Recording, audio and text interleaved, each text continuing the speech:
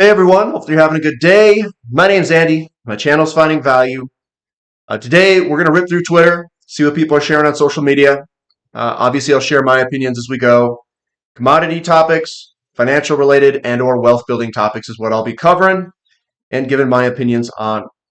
Let's dive in and see what's going on in the social media world, Twitter. If you want to follow me, it's at finding_finance. And if you want to join our community, it's finding-value.com. We do have the word discount for a coupon code. And I did just post up our question and answer session and some of my favorite companies at the moment. So coming on down, we've got Global Macro. He says, boomers equal bad. Why? They have money. Just remember this, one day you too will be a boomer and you too will be bad. As non-boomer, even if I was, I would have no issues. The arguments are deeply emotional and flawed, especially on housing. Sorry, but not sorry. And he's talking about all these people who are talking about boomers having money. They are setting the housing market, etc., etc. Guys, I'm not mad at the boomers, and anyone who's got money, this is what they're going to tell you. They're going to say, I would trade my money to be 20 years old again. And almost everyone says that. So the people who have all the life left in them are the young people. They just don't have money. You're not in that stage of life where you have a bunch of money. T. Boone Pickens, I remember him in an interview. He's like, they asked him, T, what do you, if you could do anything or whatever, what would you do? And he goes, I would trade all my billions of dollars to be 20 years old again. Obviously, he passed away. I think he was in his 80s when they asked him that. But almost everyone who's older, who has a bunch of money, just wants to be young again. So I think the people who are complaining about the people who have money have no idea what they do have. So that's what I'll say. They have time, and time cannot be replaced with money. This guy, let's go over this. He goes, when prices are this low, natural gas traders should change their primary mental model from odds of the next move's direction to the potential sizes of the moves. That's because the payoff asymmetry is now enormous. My whole thing is based off asymmetry. My whole portfolio, when I position, the size of the positions, everything is based off of asymmetry. How much upside do I have based off of how much downside is there in the move? When you get these gigantic lopsided asymmetry bets where the price of a commodity, the price of a sector, whatever it is so low, your question should change from, well, how much of a potential move to the upside could there be versus the downside risk? You're starting to size up the symmetry, not will this go down or will this go up? It's already gone down. I mean, so NATGAS, where we are today, it is very cheap, and we are below the cost curve of the higher cost producers where the price is today in the $2 something range. He says gas prices are seasonal. The current futures price curve bottoms in April at $2.34. Gas bottomed last April at $2. It could easily go there again. That's 8% downside. Or it could easily go to $4 with some cold weather. That's 70% upside. 8 years ago, when the storage situation was horrific, gas bottomed at $1.60. Could it happen again? That's 32% downside. Or it could regain last year's peak of $10. Even using the current peak prices of $3.81 for January 25, that's 162% upside.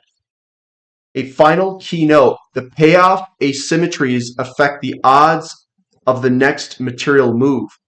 Not the next 1%, but definitely the next 10%. From here, it's going to take a lot more to push nat gas prices down another 10% than it would to take it to push them up 10%. So basically, he's looking at what are the odds what are the outcomes, and what is it favoring?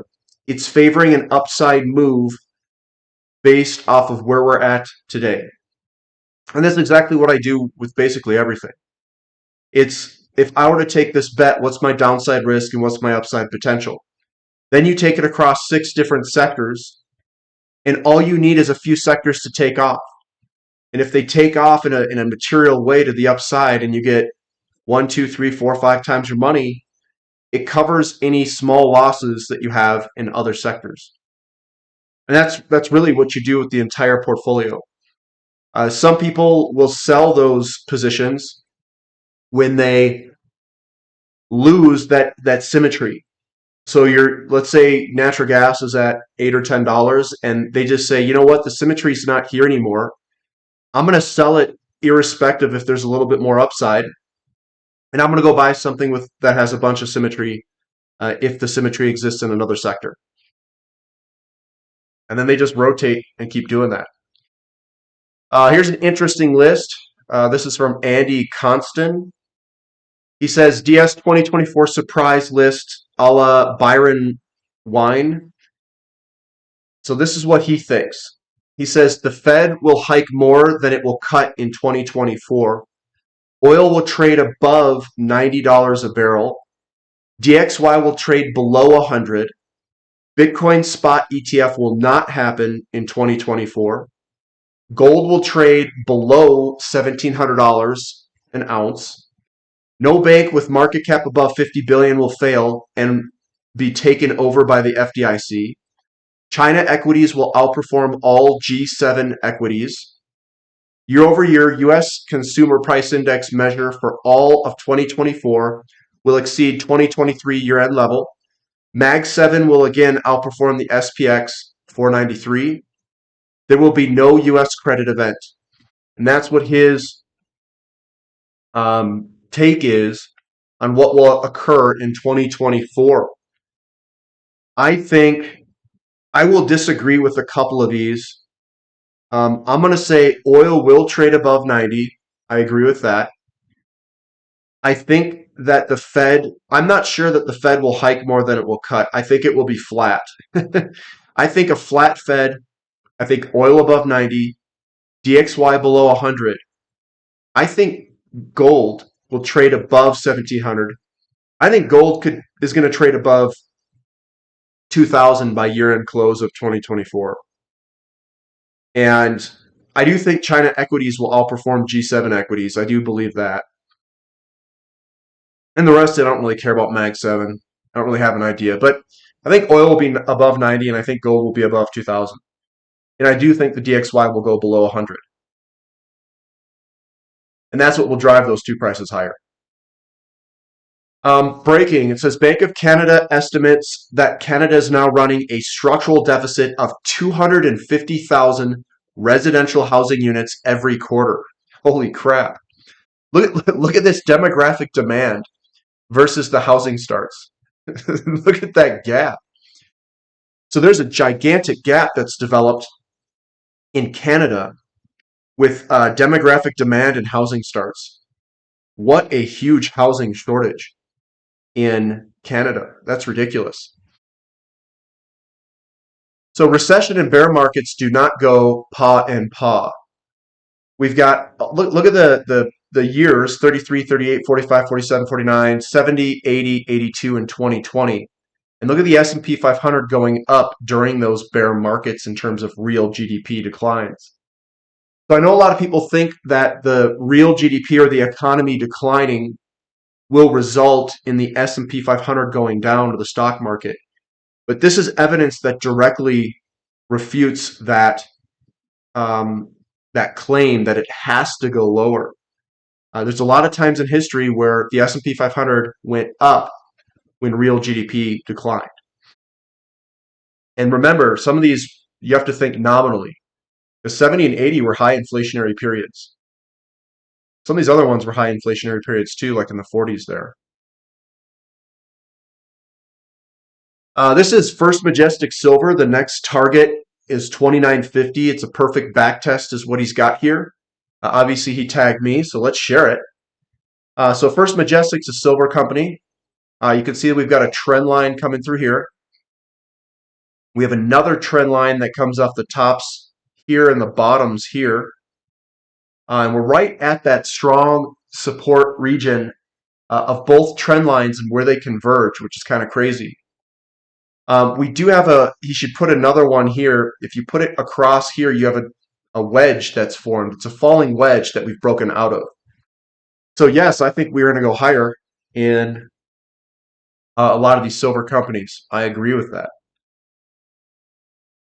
Here's Steven. He says, after 2 long years, altcoin season has officially returned. The only responsible thing you can do now is to YOLO irresponsibility. So here's the base, and here we are breaking out of that base for ASC altcoin index. Now, I'm not a crypto guy, but this could be signaling that we've got liquidity in the market and people are willing to risk money and speculate. That doesn't seem to me like a recessionary trait, is all I'm going to say. It just doesn't seem like that to me. Coming on down, it says, as WTI prices move lower, it's worth a reminder that leverage in the energy sector has never been better. Something to consider in terms of downside for share price today, which means there's no leverage in the market. It is incredibly low for how much leverage is in the market. And generally, that's bullish, not bearish. It says, despite lower WTI prices, leverage in the sector has never been better. Something to consider in terms of downside for share prices today versus prior years.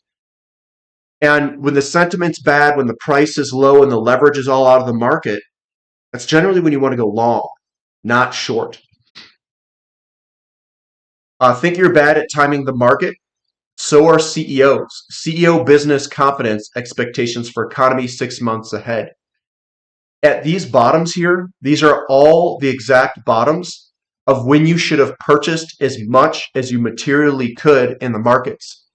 91 was after a housing market crash from the 1990. 2002, 2003 was after the crash in the NASDAQ tech bubble. 2009 was after the great financial crisis. 2020 was after COVID. And 2022 is what we have today. And look how low we are in terms of CEO business confidence. That is basically when you want to load up. 2022 was the bottom, and we started moving up there. So the CEOs and their business confidence coincides with the overall market's confidence and sentiment. And basically, you want to do exactly opposite of what everyone else is doing. And I know that's really hard. Everybody wants to fit in with the crowd.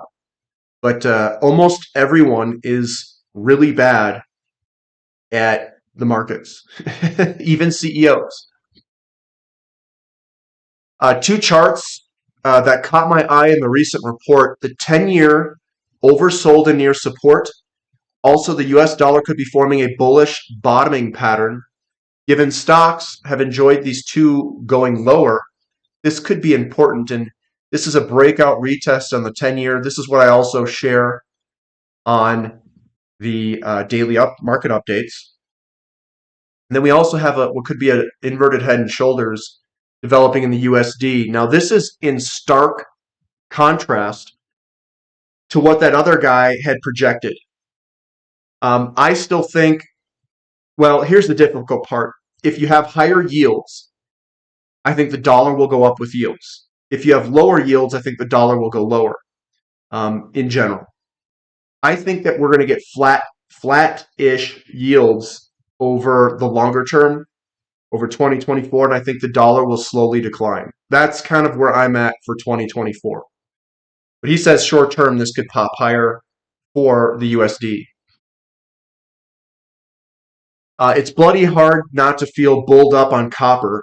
Short-term recession fears aside, that 300,000 to 500,000 tons consensus surplus next year just got wiped out by Cobra Panama and today's Anglo downgrades alone. More production downgrades are almost a certainty. The setup is building in copper. So I'm a bull in copper as well. I think if you take a long-term approach, A lot of opportunity in copper. The only problem with copper, though, is how many areas are actually going to grow their copper production. There's very few in the system that can grow copper production. We shared this chart a year ago and said it suggested no recession was coming. It shows real incomes, so factoring inflation continues to hit new highs just like last year. Yes, no one likes inflation, but wages and incomes are more than keeping up. The consumer is okay. This is real incomes continue to grow, and that's positive for the economy. And it's continuing to go up, at least on this chart. So are we going to get a recession? There's so much mixed data out there, guys, that I'm going to tell you I do not know. A lot of people are trying to make predictions. If I were to be in a camp, as long as construction employees and construction spending increase, as long as real incomes go up, I find it really hard that there's going to be a recession that's going to come immediately, like some big blowout recession. Could there be a slowdown? Yes, there could be, but I find it really difficult with the data that I see that there's going to be some big blowout one. Big blowout ones generally come from the real estate market. So I don't think I'm in the blowout, huge, great financial crash type crash. There could be a slowdown where there needs to be a reconfiguration in the economy where tech people lose their jobs and there's other jobs that are open in other sectors. And maybe credit card, spending, some of that stuff needs to get kind of washed through the system. And maybe some businesses need to go bankrupt. So that's where the slowdown would occur.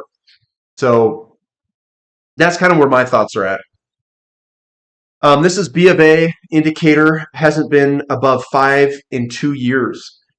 So we haven't been above the bullish area for this Bank of America bull bear indicator. We've always been on the extreme bear to bear side. So that's another thing where I think people are just bearish right now, and that's good for the markets to go higher, not lower. We don't want to be in the extreme bull camp.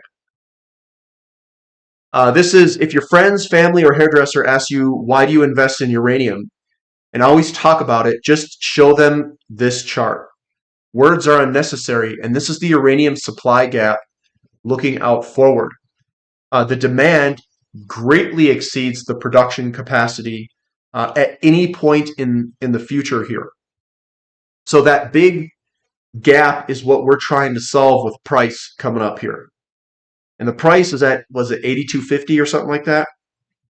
We got to go higher in order to get more supply online. We have a lot of supply that we need to bring online over the next 10, 15 years. Here's the ratio of emerging markets to U.S. equities. It hit a 22-year low this week, back to November 2001 levels. And this is what I use to identify where value is in the market. Emerging markets, incredibly low in 2000, 2002. And another area that we're at today is the same as those levels. So what do you think I've been doing? Emerging markets. And then just wait. Are we at the ultimate bottom? That's tough to say. I don't think it really matters. The value is there, and all we're waiting for is the value of the dollar to drop. That's what we're waiting for. When the value of the dollar drops, that's when emerging markets will start to move on up. I do think a lot of these have broken patterns if you start looking at specific ETFs and indexes, like Canada, Brazil, all these ones, they look pretty good to move on higher, and they're very cheap on a ratio perspective. So I think it's just the dollar needs to drop and we'll get what we want. And that's going to deal with interest rates going up or down. Going sideways, the dollar could drop still. Here's one. He says, hilarious how people think if the market crashes, they'll be lining up to buy houses. He says, no, you won't. You'll be scared. Mortgage companies likely won't lend you without huge down payments. Also hilarious, is how many on X seem to be begging for a recession depression as if arrogantly they think they won't be affected in any way. Let's get something straight. If there's a crash, you'll feel pain. I don't care how cozy you think your desk or business is. And this is Amy. She keeps talking about all these crashes in the housing market. A third of Americans who said they want a crash are homeowners. They cited lower property taxes and to stabilize the market as reasons for wanting one. 35% of Americans want a housing crash, poll says. It's affordability anxiety. Gen Zers and millennials have the most crash wishes. It's because they all want homes. We have a shortage of homes, and homes don't crash when you have a shortage of something. I'm sorry, your affordability is not good when you have a shortage of something. U.S. oil producers are about to ease up on their growth in capital spending. The pace of shale output may slow down after American production rose to record levels this year. And remember, they are accounting for production differently. They're putting in natural gas liquids with oil now.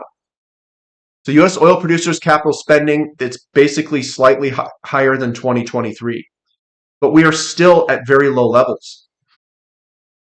So I think it's positive for energy service companies because we're going to start to come up in capital spending, not down, in my opinion. His gold forecast for next year after a pullback between $1,970 $2,000 is an attempt to 2250 worst case or 2450 best case. That's his opinion as always. So he thinks we are still going to go higher in the gold price with a inverted head and shoulders on a moving average and a potential breakout on the stochastics. So that's what he sees. And I think gold's going to go higher. I don't think it's going to go lower materially. Short term, yeah, we go a little lower, but I don't think we're going to go below like $1,800 an ounce. We've got the consumers weakening by the day. Personal savings rate has plummeted to extremely low levels. The personal savings rate are at historic lows. And that actually, when your savings rate goes down, that is where you get these inflationary impulse moves. The personal savings rates here, you can see from 02, it went down all the way to about 06 and then did like a double bottom into 08. So when this goes from a high level to a low level, that's that inflation or that money, that savings coming into the system. But we are still saving money. We're not going negative. And that's what we've got for today, guys. So give me a thumb up for the content. Subscribe to the channel. Subscribe to the website. And yeah, everything's looking A-okay for commodities to continue higher. So that's all I've got. We'll catch you next time. This is Finding Value.